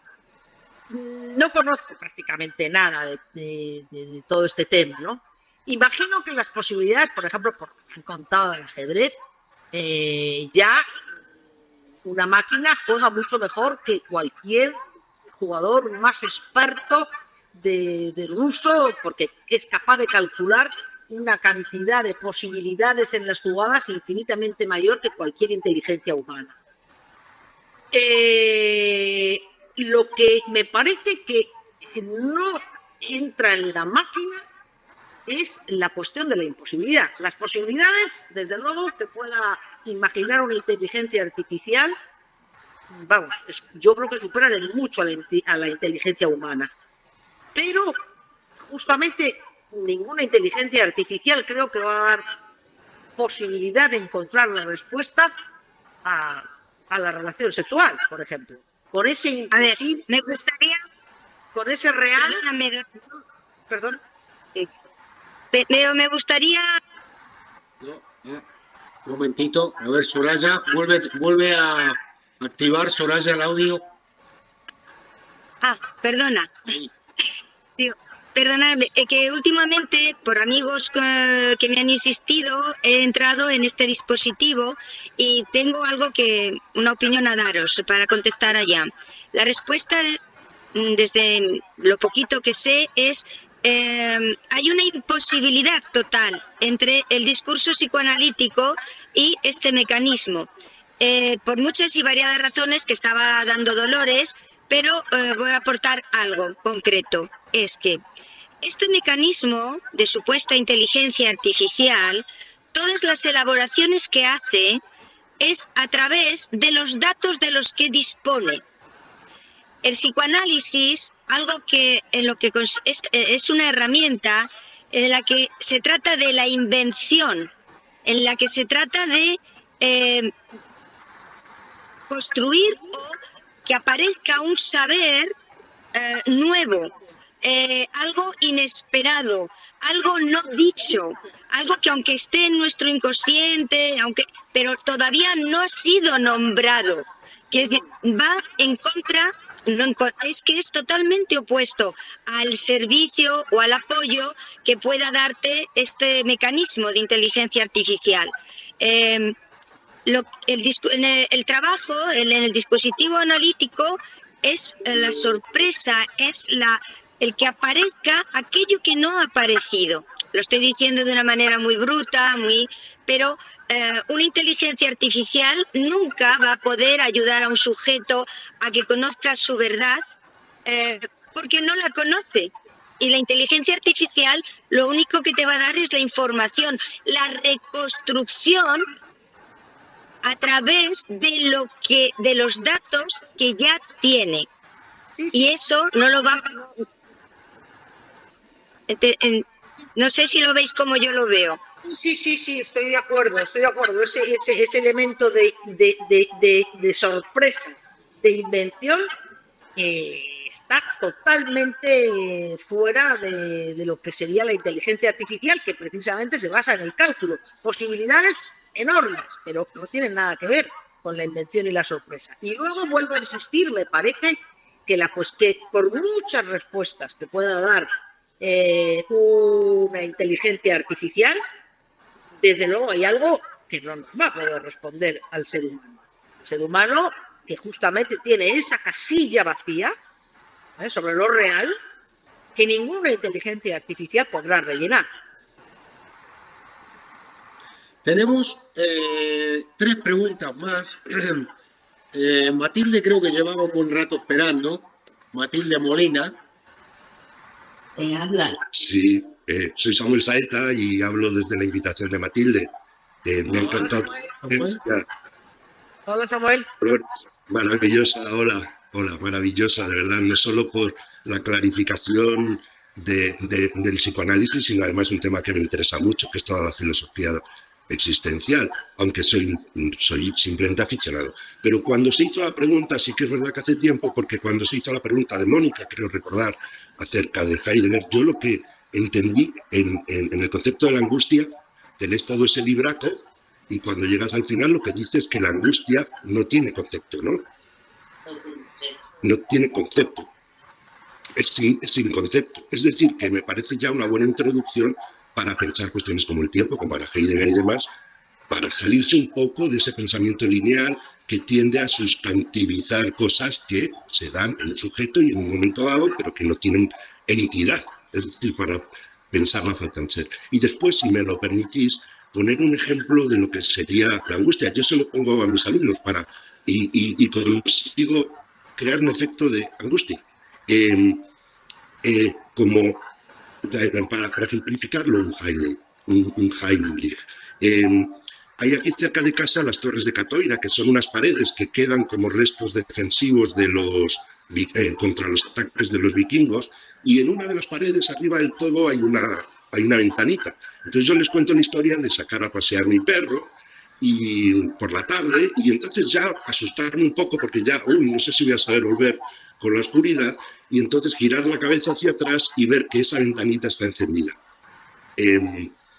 Me parece que es decir eso que no debe estar ahí, que me parece que es una definición de Lacan, ¿no?, respecto a la angustia, pero pensaba esto de salir de lo familiar. En esta historia lo que es en lo imposible colocar la casa, porque lo que aparece es una lucecita como si alguien estuviera ahí en su mesa camilla, en un vacío, ¿no? No sé si da cuenta de algo de lo que pudiera ser un cáncer, pero también me ha gustado muchísimo de la conferencia, si pudieras insistir un poquito, en que esto del primer Lacan, segundo Lacan y tercer Lacan, me ha gustado como tú lo has sacado de la línea del tiempo.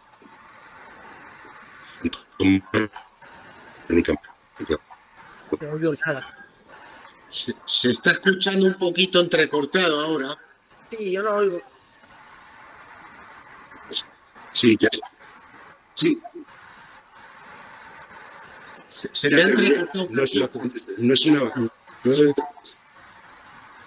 quiero decir que me ha encantado de la conferencia el actuar con esa herramienta de un tiempo no lineal para volver a rescatar en Lacan, el primer, el segundo, el tercer Lacan, también de un modo no lineal, sino también retroactivo, ¿no? Sí, gracias, Samuel. El ejemplo que has puesto de la torre con la luz encendida, se podría escribir con eso un cuento de la línea de los cuentos del género siniestro, efectivamente. Además, con la bruma gallega, me imagino la luz, la torre, impresionante la luz. Y luego sí, a mí me parece que concebir a Lacan está bien la periodización que hace Miller, el primer Lacan, el segundo Lacan, el penúltimo Lacan, el ultimísimo Lacan, está muy bien.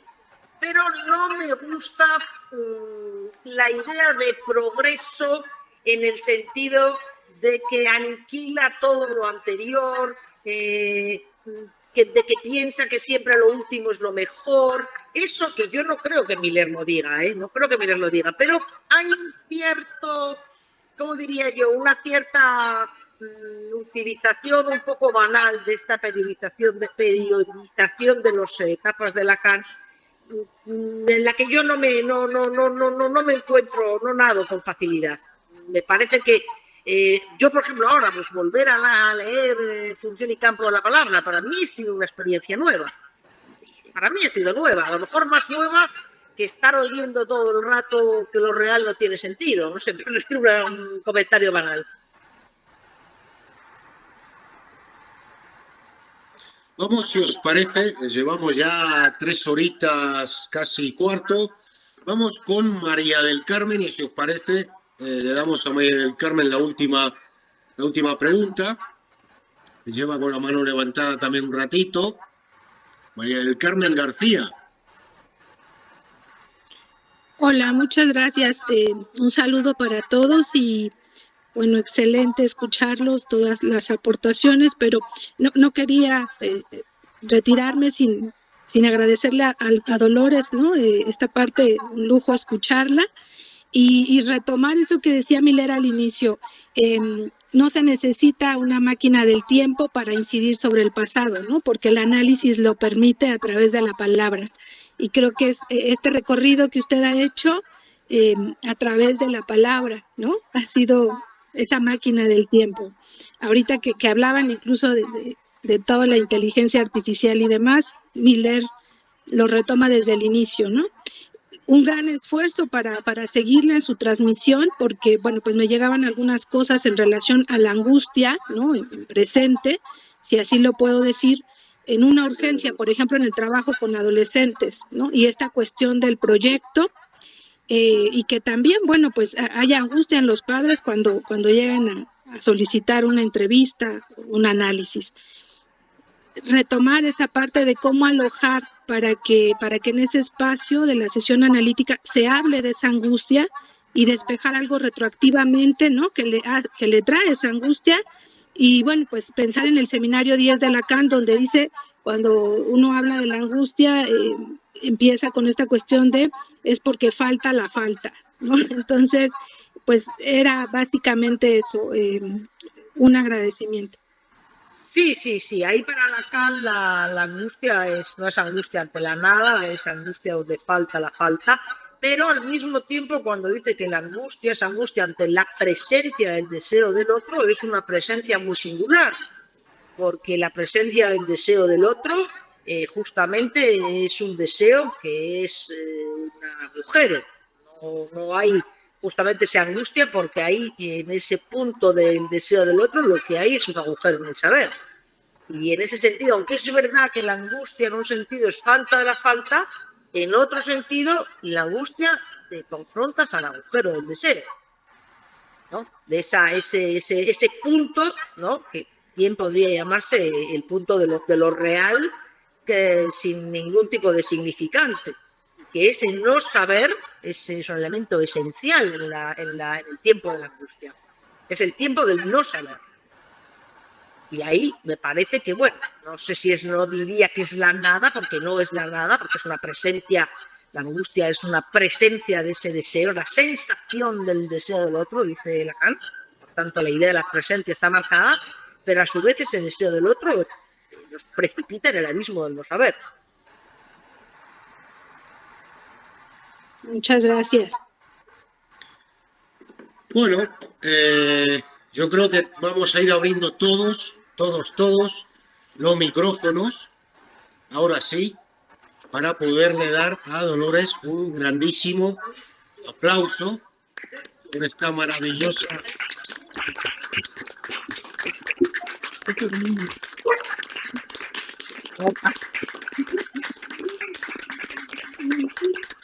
Gracias. Muchas gracias, Dolores. Muchas gracias. Muchas gracias a Sergio y a todas las personas que habéis intervenido, porque para mí ha sido, la verdad que, hombre, la verdad que cuando tú me lo encargaste, Jonathan, pues me entró bastante angustia.